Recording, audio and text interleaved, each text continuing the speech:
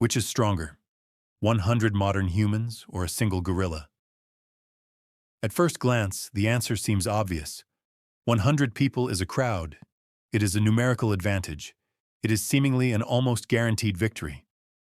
But let's remove movies, emotions, and fantasies and try to imagine this situation as realistically as possible.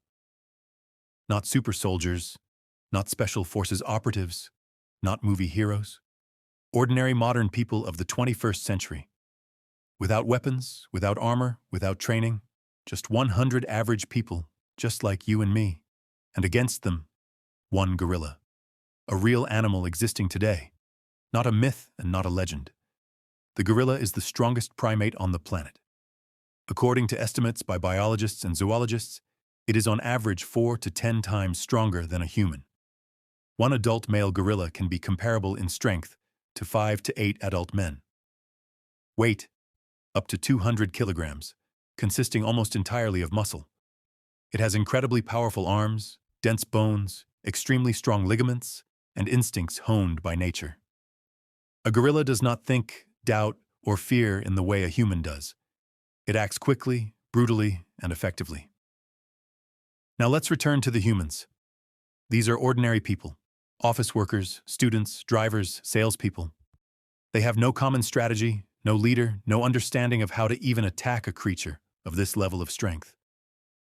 Yes, there are 100 of them, but here a key problem arises. Numbers are deceiving. In reality, a maximum of 5 or 6 people will be able to attack the gorilla simultaneously. The rest simply won't be able to physically get close.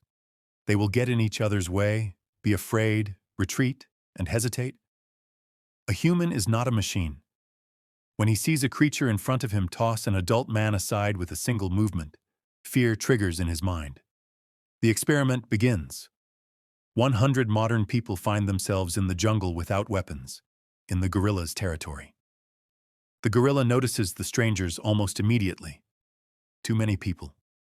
It perceives them not as prey, but as a threat to its dominance. At first, it reacts the way wild animals react, demonstratively. It stands up, makes loud sounds, displays its size and strength, trying to scare off the uninvited guests and force them to leave. But the people do not leave. They stop, discuss the situation, and talk amongst themselves. Panic mixes with logic, and at some point, an idea emerges. If they act simultaneously, if everyone rushes at once, grabs the gorilla by its arms and legs, and immobilizes it, then the numerical advantage might work. They begin to move almost simultaneously, but in reality, everything goes completely differently than in their heads. The first ones running up get in each other's way, someone stumbles, someone slows down due to fear. And at this moment, the gorilla switches from demonstration to action. It moves sharply and with lightning speed. With one jerk, it throws aside several people at once. With another movement, it knocks down a couple more. Those who wanted to grab its limbs simply do not manage to even get close. It is important to understand. A gorilla does not fight one-on-one. It controls the space around itself, constantly changing position, not allowing itself to be fully surrounded. Every time a group of people comes too close, it delivers fast, powerful blows and immediately shifts away. People fall, roll away, retreat. The rest begin to doubt. To approach again means to be next. Attempts are repeated. Several people move forward again, but the result is the same. The gorilla is stronger, faster, and more decisive. It simultaneously pushes, strikes, and scares 5, 6, 7 people at once. The crowd loses its rhythm. Fear begins to dominate. People no longer act as a single unit.